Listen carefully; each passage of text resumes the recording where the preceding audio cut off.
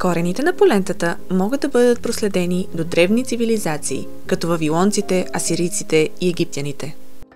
След откриването на Америка, царевицата е донесена в Европа и Италия през 16 век. Царевичното брашно се превръща в основна съставка за полентата, особено в Северна Италия, където тя процъфтява.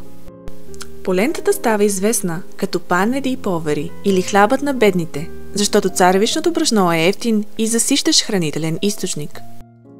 С течение на времето, полентата се превръща от обикновена храна в изискано ястие, харесвано от всички класи.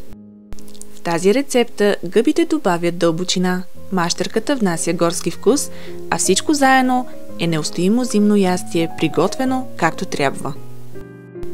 Може би най-добрата храна изобщо не трябва да е сложна. Просто скромни съставки, приготвени с грижа. Последвайте ме за още рецепти и факти за храната.